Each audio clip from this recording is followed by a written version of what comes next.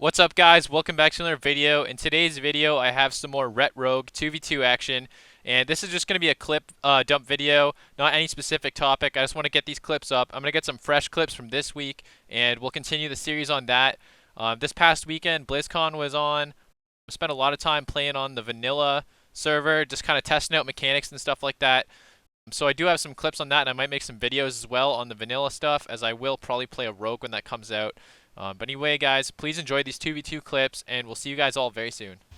And by very soon, I guess I mean I'm back already. I'm just going to briefly go over the games as we go through them. It's not going to be anything crazy. I'm just going to kind of talk about what I'm thinking, and, just as the game's going to let it play, honestly, I'm just going to talk over it. We're against Mistweaver Fury Warrior here, and generally, I like to try and open on the Mistweaver here, because if they fail to run away properly, you can get a kill pretty easily.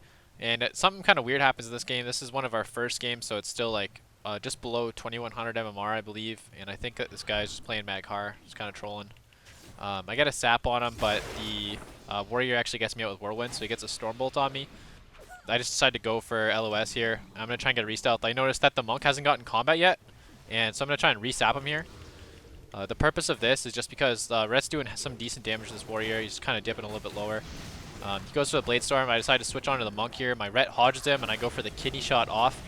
As you'll see, he actually trinketed to pop away the crane, and he ends up in a position where he's pretty much screwed. He should have just tried to use his defensive cooldowns and get out of there. But went for way to try and heal both, and there's no way that's going to work on both of us right now. Anyway, that's that game. We're on to the next clip here. This game here, we're against Assassination Holy Pally, and this is a game you have to reset a lot. You see me here trying to mess with my combat log. The chat log here is all out of whack. I'm trying to fix it as best I can before the game starts. Basically, our plan here is to keep going on the rogue over and over again. We want to get his trinket. We want to get through the paladin's bops and sacks usually, and eventually score a kill on the rogue. But if you end up in the right situation where the paladin just comes out of bubble and has forbearance, and he's not on stun DR, and you still have some pretty good offensive cooldowns, you can definitely score a kill. You see me throw out that early blind. They get a trinket and I believe a sack right away. And I just go for some LOS here to try not to die. I get hit by the kidney. Decide to trinket out of that immediately.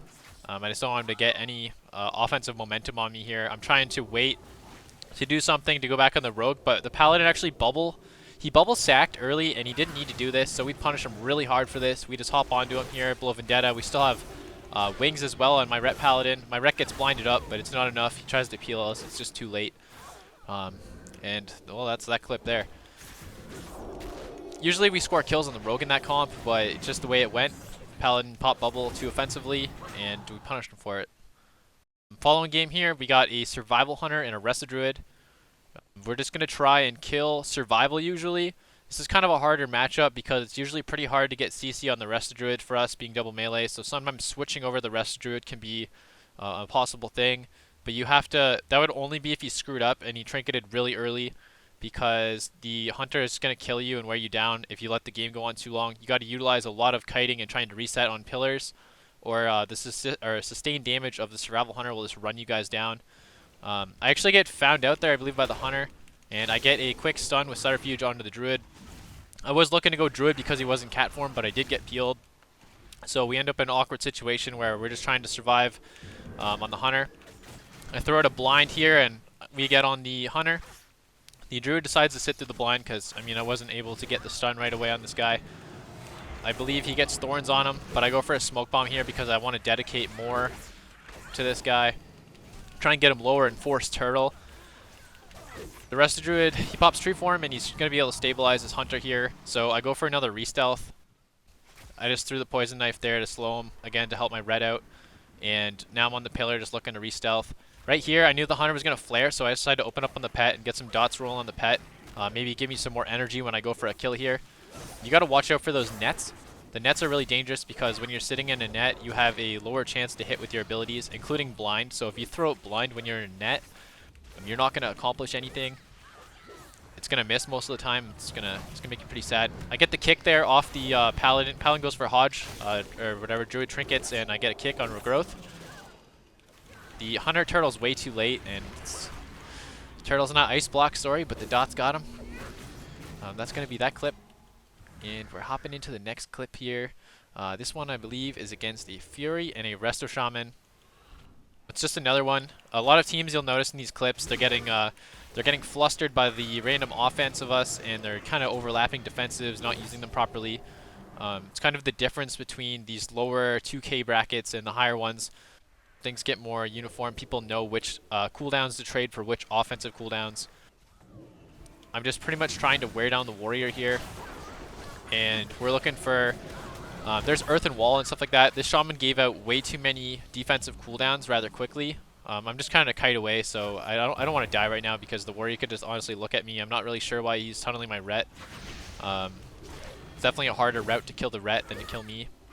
We get some really big damage on him here, and we get a hodge on the druid. Or I blind the shaman, and then my ret very beautifully hodges the trinket, and he smokes the fury warrior for like a 50k or something with his wake of ashes. That move is crazy. It just hits so hard. Hopping into the next clip again, we got another fury. Definitely a lot of fury warriors on the rating ladder right now. Fury Mistweaver. Gonna try and probably open on the Mistweaver here, just to try and get some defensive cooldowns. Sometimes it doesn't go that way, and we'll end up going for warrior. Like you see here, it's just kind of dangerous with him just whirlwinding around. We'll usually in this. I'm pretty sure in this. I switch over here. I want to get some defensive cooldowns out of this guy. We didn't really force much on the warrior in the start, although I think when I was watching this earlier, this warrior uses enrage regen at a pretty poor time. Ends up screwing him over. I get the blind out there in the monk, because the monk triggered the opener, so we can just simply blind the monk and then sap off, and we both all in the warrior. Because he's Fury, he doesn't have that die by the sword. He's kind of weak defensively. And you'll see he almost does live through the crowd control chain, but it's still not quite enough. It's definitely a popular strategy to try and open on a healer and force out healer's trinket, but still have blind. And then at a later time, you know, you can get another stun up for the DPS. You throw out that blind on the healer, and you get a kidney out on the DPS. Use your your vanish to sap off the blind, and you have like a 16-second window to try and score a kill. Definitely a very, very offensive strategy you can try and utilize. Hopping into the next clip here, we got Mistweaver Unholy DK. And this clip here is kind of an awkward one again. For the most part, we wanted to just try and score crowd control chains on Mistweaver and just kill the DK. But we get kind of thrown into an awkward position where, well, honestly, I think this is the first DK we've played, and probably one of the first DKs I've played all expansion because they're really not that good right now.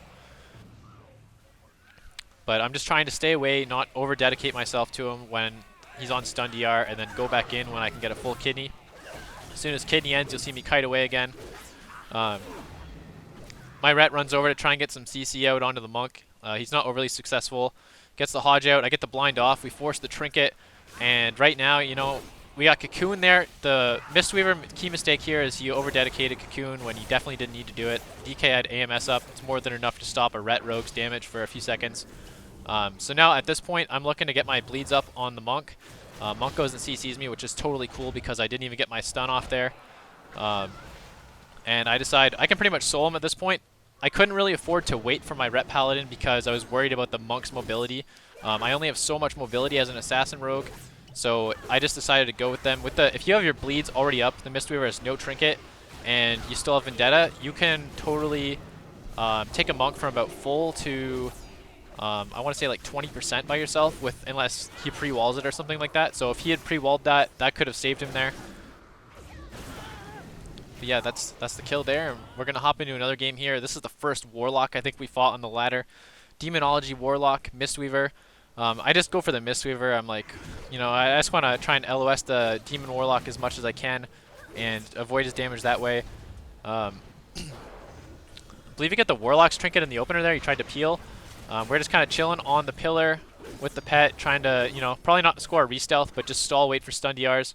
The Mistweaver is really scared, so he stays too far away, and we get some pressure going on this Warlock. I go for a blind on the Mistweaver, and I'm preparing to vanish sap here. I actually vanished out early because in line of sight, I didn't want to get feared off of the death coil there. Forces Monk's trinket. I sap the Monk's trinket, and I get back on the Warlock. I drop a little bomb here. He went for a fake cast. I dropped the bomb, and I was able to stop the Mistweaver long enough that he had to roll or step out of the bomb to recast his Soothing Mist, and it was long enough for me to score the kill on the Warlock. So small little clutch play there. I think that was around 2100. This last 3 games here of the video, we got a series against Survival Hunter and Sub Rogue. These guys did beat us the first time around, but I think that we're heavily favored in this matchup. It's really hard for them to actually win. It's just in the first game that I lost against these guys, the Hunter had used Tracker's Net on me, and I knew that it reduced the chance that I had to hit people, but I had no idea it affected blind. I really didn't expect that. You'll see me proc Subterfuge before I run into the flare, so I can take use of my opener abilities regardless of being in flare. We got a CC chain out on the Hunter here. He goes for the net on me. I just decided to sit it because I'm kind of... You want to be really careful with your defensive abilities against a comp like this because they can just destroy somebody. They're also very, very dangerous on the crowd control end of things. But you'll see my Ret was able to run over the Rogue rather quickly. And pretty much the only thing to take away from this is you want to be really careful with your Trinket as the Rogue versus a Rogue Hunter team. Subtlety is especially dangerous against us as Rogues, but I mean Subtlety is very weak right now, so it's kind of unless they do it perfectly and they have like perfect help from their teammate, they're not really going to have enough to score the kill. It's just the increased amount of stuns you have to watch out for. In this second game, I believe the same thing happens, although I think they kind of switched their focus. They decided to start going for me. That's why I don't think they're opening right away. They try to find me a flare. I think I end up finding the Hunter though, which is pretty good. My Ret just goes and starts fighting him to get in combat. The Rogue comes out, and I go for a blind right away on the Hunter and try to get up my dots on the Rogue. Pretty much if I get the dots on the Rogue, it's going to pressure the Rogue quite greatly. It's going to have to cause the Hunter to Trinket and try and get a mending bandage off. I just put my kidney shot on the Hunter off of the blind as I was trying to stop mending bandage from going off right away. My Ret takes blinding light versus this comp, and we land a very beautiful blinding light on both people here. I'm able to get my dots back on the Rogue, and that's going to take him out for that. And then on the final game here, I believe they started to switch it up. I'm pretty sure. I think this was the final game we played against them. I think I left for work pretty soon after these clips here, so I don't think we played them again. But just hanging out, taking a very defensive position here, trying to hang out behind my Ret. I don't want to get randomly flared out. It could totally change the matchup. Even though we are favored, it is definitely possible for us to lose if we give them the wrong cooldowns at the wrong time.